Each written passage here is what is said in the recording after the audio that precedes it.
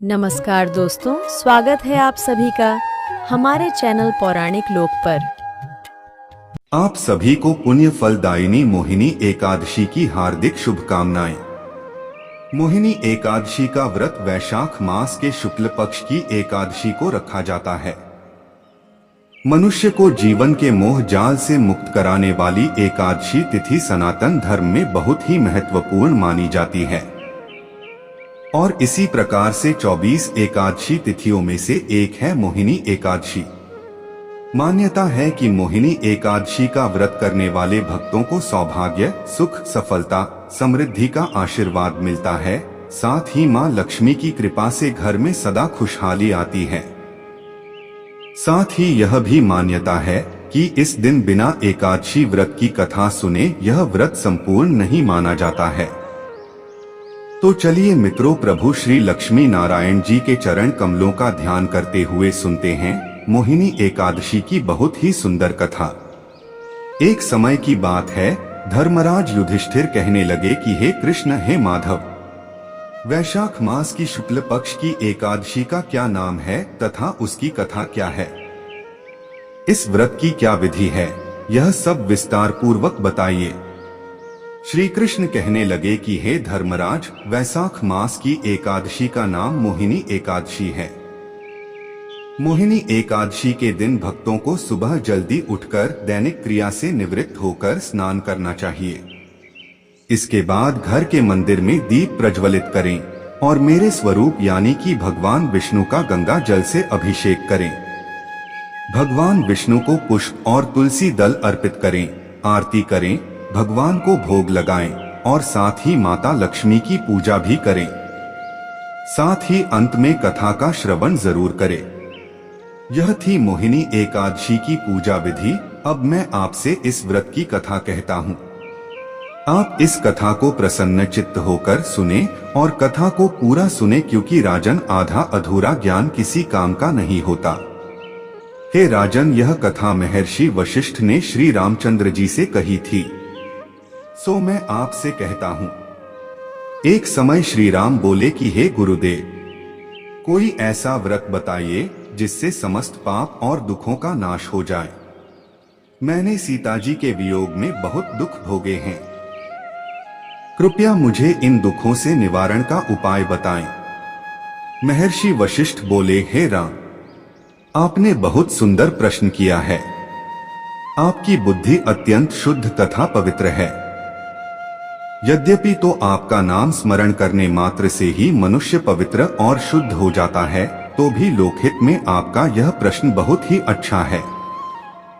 हे राम, एक समय की बात है, सरस्वती नदी के तट पर भद्रावती नाम की एक नगरी थी, जिसमें द्युतिमान नामक चंद्रवंशी राजा राज करता था।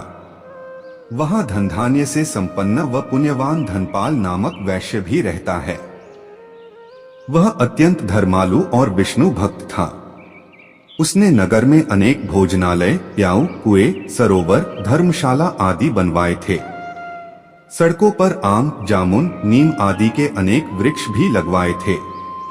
उसके 5 पुत्र थे, सुमना, सद्बुद्धि, मेधावी, सुकृति और धृष्ट बुद्धि।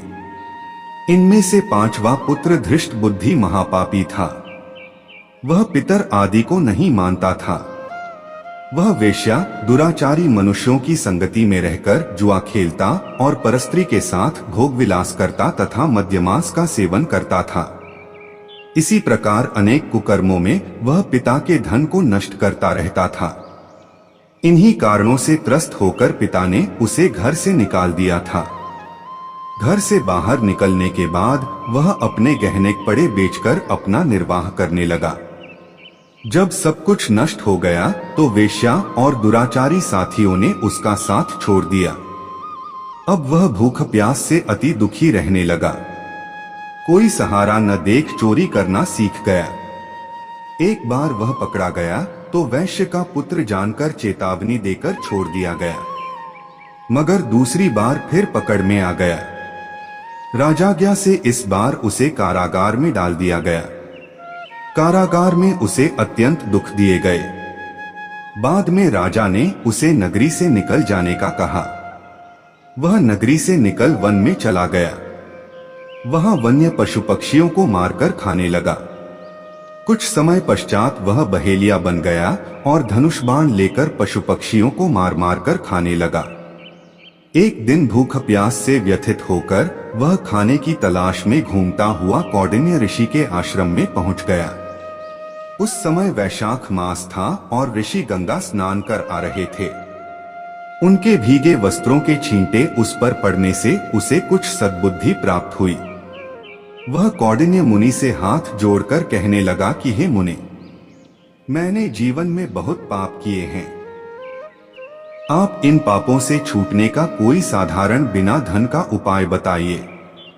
उसके दीन वचन सुनकर मुनि ने प्रसन्न होकर कहा कि तुम वैशाख शुक्ल की मोहिनी नामक एकादशी का व्रत करो, इससे समस्त पाप नष्ट हो जाएंगे। मुनि के वचन सुनकर वह अत्यंत प्रसन्न हुआ और उनके द्वारा बताई गई विधि के अनुसार व्रत किया। हे राम, इस व्रत के प्रभाव से उसके सब पाप नष्ट हो गए और अंत में वह गरुड़ पर बैठकर विष्णुलोक को गया। इस व्रत से मोह आदि सब नष्ट हो जाते हैं। संसार में इस व्रत से श्रेष्ठ कोई व्रत नहीं है। इसके महात्म्य को पढ़ने से अथवा सुनने से 1000 गोदान का फल प्राप्त होता है। अतः इस व्रत से मोह आदि सब नष्ट हो जाते हैं। संसार में इस व्रत से श्रेष्ठ कोई व्रत नहीं है। इस एकादशी की कथा वैशाख मास के दान का पुण्य देने में सक्षम है।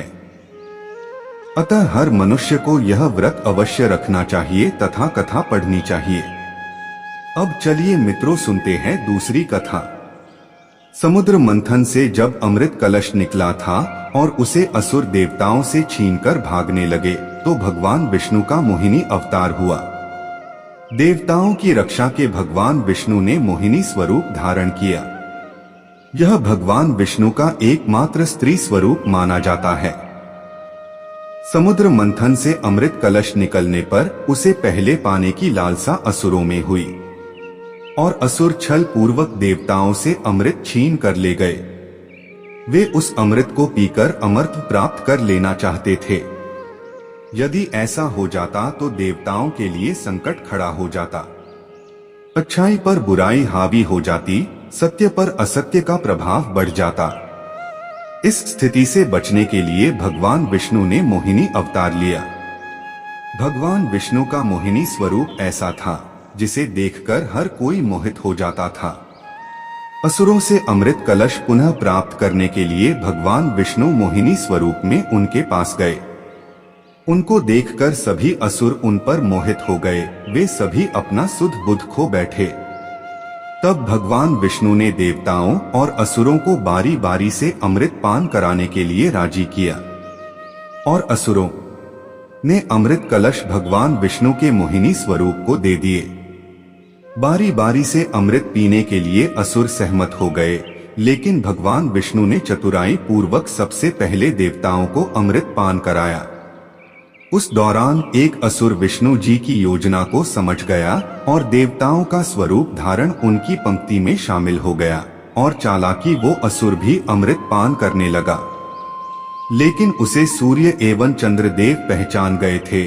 भेद उजागर होने पर भगवान विष्णु ने अपने चक्र से उस असुर का सिर एवं धड़ अलग कर दिया। अमृत पान की वजह से वह मरा नहीं, उसका सिर और धड़ जीवित रहा। आज वह राहु और केतु के नाम से जाना जाता है। भगवान विष्णु ने जिस तिथि को मोहिनी स्वरूप धारण किया, उस दिन वैशाख माह के शुक्ल पक्ष की एकादशी तिथि थी।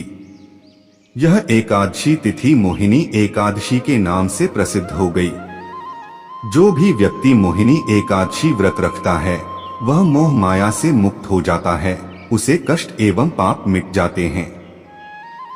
तो बोलिए मित्रों, श्रीमन नारायण नारायण हरि हरि, श्रीमन नारायण नारायण हरि हरि।